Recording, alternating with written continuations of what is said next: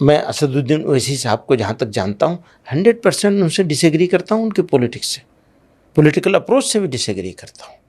کیونکہ ان کی political approach اس political approach کو سپورٹ کرتی ہے جو بانٹنے والی ہے، اور اس سے ان کو بھی کچھ فائدہ ہوتا ہے، دوسروں کو اس سے بھی زیادہ فائدہ ہوتا ہے۔ جو این آر سی آئی نہیں اس کا آنی چاہیے، آنی چاہیے، ہاں بالکل آنی چاہیے۔ السلام علیکم ورحمۃ اللہ وبرکاتہ۔ جی ہاں ناظرین، میں سید سفیان علی مرکزی الحنیفی۔ ناظرین، آج کی اس ویڈیو کے ذریعے سوشل میڈیا پر اور زمینی سطح پر بہت ہی زیادہ وائرل ہونے والی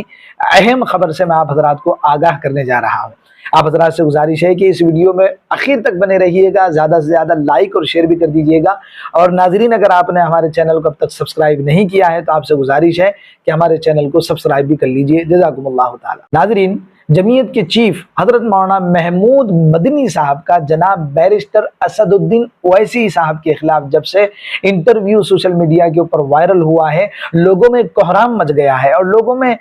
طرح طرح کی باتیں ہونے لگی ہے، اور لوگ جو ہے ٹو مائنڈ ہو گئے ہیں، لوگ تذبذب کے شکار ہو گئے ہیں، اور لوگ فیصلہ کن بات کے اوپر پہنچ نہیں رہے ہیں، اور لوگوں کی دو قسمیں ہو گئی ہے۔ کچھ لوگ تو حضرت مولانا محمود مدنی صاحب دامت برکاتہ العالیہ کی حمایت میں باتیں کر رہے ہیں، تو کچھ لوگ حضرت مولانا محمود مدنی صاحب کی مخالفت میں باتیں کر رہے ہیں، اور سوشل میڈیا پر حضرت مولانا محمود مدنی صاحب کے تعلق سے کمنٹس کرنے کا بازار بالکل گرم ہے، اور لوگ اپنے اپنے خیالات کا اظہار کر رہے ہیں۔ انٹرویو کے اندر جناب بیرسٹر اسد الدین اویسی صاحب کے خلاف جو باتیں حضرت مولانا محمود مدنی صاحب نے یا ان کے تعلق سے اپنا جو اظہار خیال حضرت مولانا محمود مدنی صاحب نے کیا ہے، کچھ لوگ ان باتوں کو صحیح قرار دے رہے ہیں، اور کچھ لوگوں کا کچھ طبقہ جو ہے حضرت مولانا محمود مدنی صاحب کی ہوئی ان باتوں کی جو ہے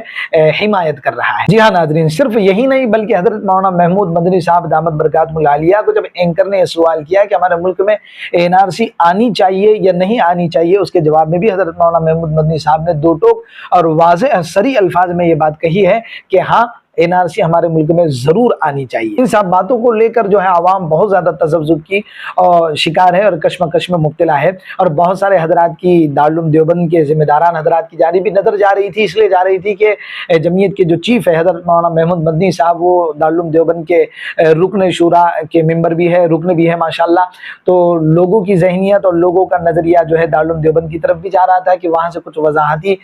بیان حضرت مولانا محمود مدنی صاحب کی اس انٹرویو کے تعلق سے آئے گا انشاءاللہ۔ اس سے پہلے بھی جیسے ہی حضرت مولانا محمود مدنی صاحب کے انٹرویو کا یہ ویڈیو سوشل میڈیا کے اوپر وائرل ہوا، تو حضرت مولانا مفتی اسماعیل صاحب قاسمی جو کہ مہاراشٹر مالیگاؤں کے ایم ایل اے ہیں ماشاءاللہ، حضرت مفتی صاحب نے بھی دو تین باتیں بہت ہی وضاحت کے ساتھ حضرت مولانا محمود مدنی صاحب سے عرضی کی ہے، اور الحمدللہ ازہر ہند مادر علمی دارالعلوم دیوبند جو کہ ایشیا کی سب سے بڑی درس گاہ ہے، وہاں کے شیخ الحدیث اور محتمم حضرت مولانا مفتی ابو القاسم صاحب نعمانی دامت برکاتہ العالیہ نے بھی حضرت مولانا محمود مدنی صاحب کے اس انٹرویو اور انٹرویو میں کی جانے والی باتوں کے تعلق سے جو ہے بہت ہی بہترین انداز میں وضاحت بیان کی ہے ماشاءاللہ۔ حضرت مولانا مفتی ابو القاسم صاحب نعمانی دامت برکاتہ العالیہ نے بہت ہی دو ٹوک اور واضح الفاظ میں بات کہی ہے کہ اینکر کی ہر بات کا جواب دینا بھی ضروری نہیں ہوتا ہے، بلکہ بہت سارے سوالات اینکر کے ایسے بھی ہوتے ہیں ان کو اوائڈ کرنا چاہیے اور ان کو نظر انداز کرنا چاہیے اور ان سوالات سے کنارہ کش ہو کر گزر جانا چاہیے۔ لیکن حضرت مولانا محمود مدنی صاحب نے جو کچھ باتیں جناب بیرسٹر اسد الدین اویسی صاحب کے متعلق کی ہے، حضرت مولانا مفتی ابو القاسم صاحب نعمانی دامت برکاتہ العالیہ نے عرض کیا ہے کہ جناب بیرسٹر اسد الدین اویسی صاحب اس وقت جو ہے مسلمانوں کے ملی معاملات میں جیسے وقف ترمیمی بل کے تعلق سے جو ہے معاملہ ہے، بہت ہی زیادہ مضبوطی کے ساتھ اور بہت ہی زیادہ قوت کے ساتھ آواز اٹھانے والے ہیں، اور جو کچھ وہ مسلمانوں کے حق میں انتھک کوششیں مساعی اور محنت کر رہے ہیں ان کو بھی جو ہے مد نظر رکھنا چاہیے۔ تو ناظرین جو ہے حضرت مولانا مفتی اسماعیل صاحب قاسمی دامت برکاتہ العالیہ نے حضرت مولانا محمود مدنی صاحب کے انٹرویو کے تعلق سے، انٹرویو میں کی جانے والی باتوں کے تعلق سے جو ہے جو وضاحتی بیان دیا ہے، جو باتیں عرض کی ہے، سب سے پہلے وہ آڈیو کلپ بھی جو ہے لوگ آپ حضرات سماعت فرمائیے گا، اس کے بعد انشاءاللہ میں شیخ الحدیث حضرت مولانا مفتی ابو القاسم صاحب نعمانی دامت برکاتہ العالیہ کی آڈیو کلپ آپ حضرات کی خدمت پر رکھتا ہوں۔ ناظرین، حضرت مولانا محمود مدنی صاحب دامت برکاتہ العالیہ نے انٹرویو کے اندر جو کچھ باتیں جناب بیرسٹر اسد الدین اویسی صاحب کے متعلق کی ہے، اسی طرح NRC کے ہمارے ملک میں ضرور آنا چاہیے، اس تعلق سے جو باتیں کی ہے، آپ حضرات کی اس بارے میں کیا رائے ہے؟ کمنٹ باکس میں اپنے خیالات کا ضرور اظہار کیجیے گا۔ اور کیا حضرت مولانا محمود مدنی صاحب نے اپنے انٹرویو میں کی جانے والی باتوں سے رجوع کرنا چاہیے یا رجوع کرنا نہیں چاہیے، اس تعلق سے بھی آپ حضرات اپنے خیالات کا ضرور اظہار کیجیے گا۔ حضرت مفتی اسماعیل صاحب قاسمی دامت برکاتہ العالیہ کی آڈیو کلپ آپ حضرات سماعت فرمائیے۔ السلام علیکم ورحمۃ اللہ وبرکاتہ۔ ان کے انٹرویو پہ میں کچھ باتیں کہنا چاہتا ہوں۔ پہلی بات تو یہ ہے کہ حضرت والا نے جو بولا ہے نا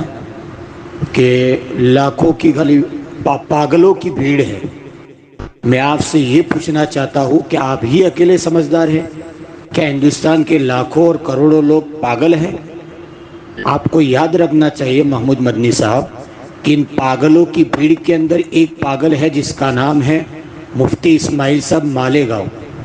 جو MIM کی سیٹ سے مالیگاؤں سے MLA ہے۔ اور یہ بھی یاد رکھنا چاہیے کہ وہی مفتی اسماعیل دارالعلوم دیوبند کے رکن شورا بھی ہے۔ اگر وہ پاگلوں کی بھیڑ میں وہ بھی پاگل ہے تو میں آپ سے یہی کہتا ہوں کہ ان کے دارالعلوم دیوبند کے رکن شورا سے نکال دینا چاہیے، کیونکہ وہ پاگلوں کی بھیڑ کے اندر اندھا دھند چل رہے ہیں۔ دوسری بات یہ کہنا چاہتا ہوں کہ آپ نے یہ کہا ہے کہ دیکھ لو تلنگانہ کے الیکشن کے اندر کیا ہوا۔ ارے بھائی صاحب، تھوڑا سیاست کا بھی واقفیت رکھا کرو اور سیاست کا بھی مطالعہ کیا کرو کہ کون سی پارٹی کون سی اسٹیٹ سے کتنی سیٹوں پہ الیکشن لڑتی ہے۔ تلنگانہ کا جو ویدھان سبھا کا الیکشن ہوا تھا اس کے اندر MIM کا گٹھ بندھن تھا، KCR جو سابق چیف منسٹر تھے چندر شیکھر راؤ، ان کی پارٹی سے گٹھ بندھن تھا، اور گٹھ بندھن ہوتے ہوئے MIM نے تلنگانہ کے اندر صرف 8 سیٹوں پر الیکشن لڑا تھا،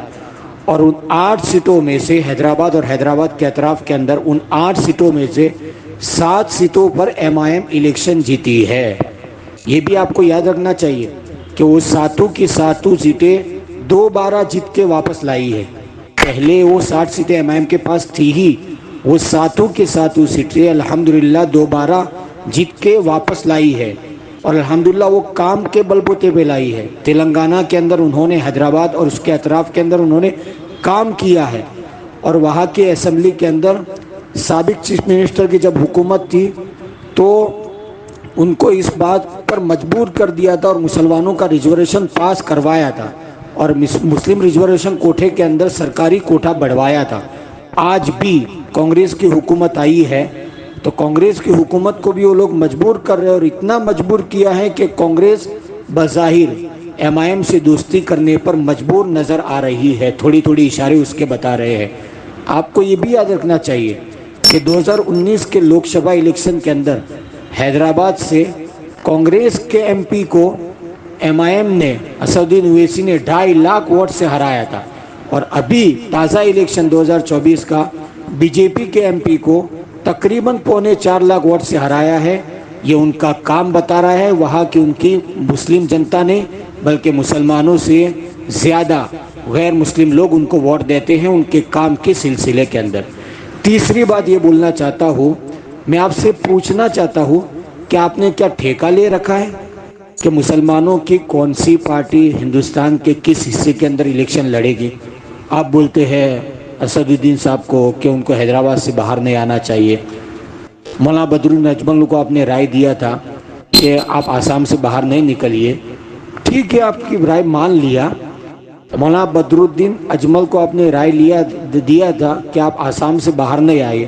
مولانا آسام سے باہر نہیں آئے۔ یہی لوک سبھا الیکشن دیکھ لو، جو ابھی تازہ الیکشن دیکھ لو،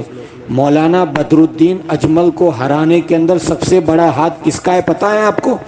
اسی کانگریس کا ہے جس کانگریس کے آپ گن گاتے ہو اور جس کانگریس کے آپ تعریف کرتے ہو۔ اس کانگریس نے بڑی پلاننگ کے ساتھ مولانا بدرالدین اجمل کو آسام کی دھوبری لوک سبھا سیٹ سے ہرایا ہے، اور یہ پول کھلا ہے ملت ٹائمز کے شمس تبریز نے، وہ بھی آپ کو دیکھنا چاہیے۔ چوتھی بات یہ بتانا چاہتا ہوں کہ ابھی مہاراشٹر کے اندر ایک گستاخ نے، ایک ملعون نے، اس کمینے نے اللہ کے نبی کی شان کے اندر گستاخی کی ہے۔ کیا آپ نے اس کے خلاف کچھ بولا؟ بس آپ کی بیان بازی آ گئی اور آپ کی بیان بازی اخباروں کے اندر چھپ گئی، اتنا ہی آپ نے کہہ دے، آپ خاموش ہو گئے؟ کیا آپ نے آئین کے دائرے کے اندر روڈ پر نکل کے آندولن کیا؟ عوام کے بیچ میں جا کے عوام کو ساتھ لے کے، مسلمانوں کو ساتھ لے کے عوام کو آندولن کیا؟ میں یقین کے ساتھ کہتا ہوں محمود مدنی صاحب کہ پورے ہندوستان میں سے پہلا وہ بندہ امتیاز جلیل ہے جو اس سرزمین پر اتر کر آئین کے دائرے کے اندر آندولن کیا ہے۔ ہماری شان کے اندر جو اس نے گستاخی کی ہے، اس ملعون نے اس کے خلاف آئین کے دائرے کے اندر آندولن کیا ہے، اور اورنگ آباد سے لے کر ممبئی تک وہ بندہ آیا ہے۔ اور ابھی گزشتہ کل ہی جوگیشوری کے اندر اسد بھائی آئے تھے، ان کا پروگرام تھا، چالو بارش کے اندر وہ بندہ چیخ چیخ کے مسلمانوں کو کہہ رہا تھا اس گستاخ کے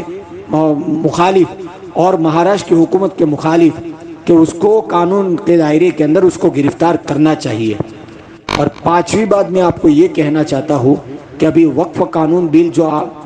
حکومت لائی ہے، پارلیمنٹ کے اندر ابھی پیش ہونے والا ہے، آپ نے وقف قانون بل کے لیے کچھ کیا کیا؟ کچھ ہمارے بڑے بڑے علماء، اس میں سب سے آگے پیش جو نام ہے مولانا خلیل الرحمن سجاد نعمانی، مسلم پسندہ بورڈ کے صدر ہے مولانا خالد سیف اللہ رحمانی، یہ سارے نام مشہور ہیں۔ اس کے علاوہ اگر میں کہتا ہوں کہ عوامی سطح پر ایک عام آدمی نے اگر کسی کے اندر حرکت ہم نے دیکھی ہے تو وہ حرکت وقف قانون وہ حرکت ہے اسد الدین اویسی صاحب کی۔ کتنا فکر مند ساتھی وہ پتہ ہے اس قانون کے خلاف، اور گم کے بتا رہا ہے کہ اگر یہ قانون پاس ہو گیا تو یہ ہوگا، یہ ہوگا، یہ ہوگا، اتنا نقصان ہوگا۔ بھائی صاحب برائے کرم ہم آپ کو یہی مشورہ دیتے ہیں کہ آپ خاموش رہے، یہی آپ کے لیے بہتر ہے۔ ہاں، آپ دوسروں کو بولتے ہو نا بھڑکاؤ بھڑکاؤ بھڑکاؤ، یہ انٹرویو میں جو ساحل نے، گودی میڈیا کے چینل نے جو آپ کو بولا ہے نا بھڑکاؤ، اور اس کے جواب میں آپ نے جو بھی بولا ہے، ہاں وہ جب دہرانا الفاظ نہیں چاہتا ہوں، آپ کو میں یہی رائے دیتا ہوں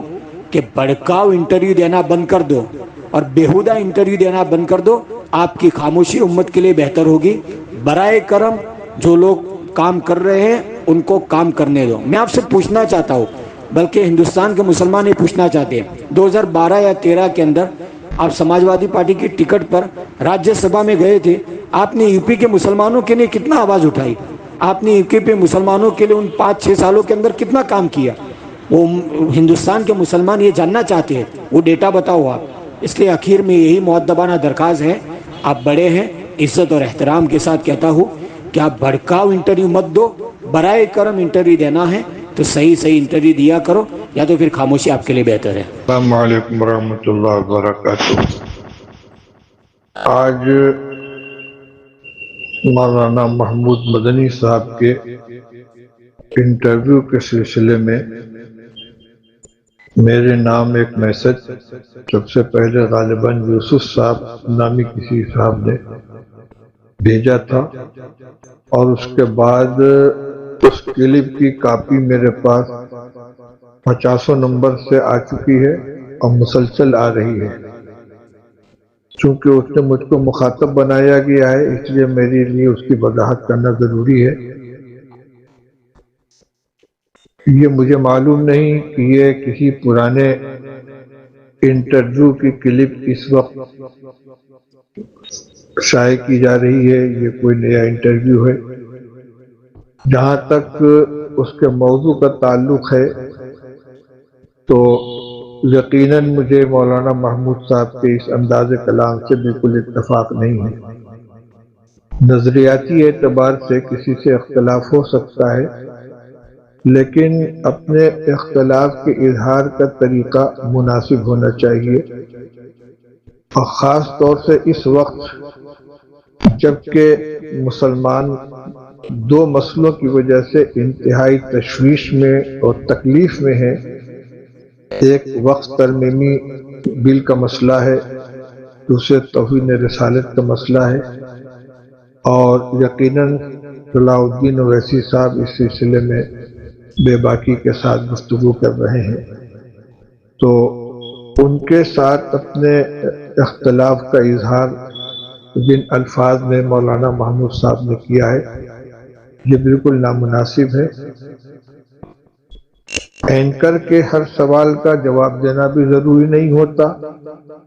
اس کو ایوائڈ بھی کیا جا سکتا ہے، صاف کہا جا سکتا ہے کہ اس مسئلے پر میں اپنی رائے نہیں دوں گا، اور اگر رائے بھی دینی ہو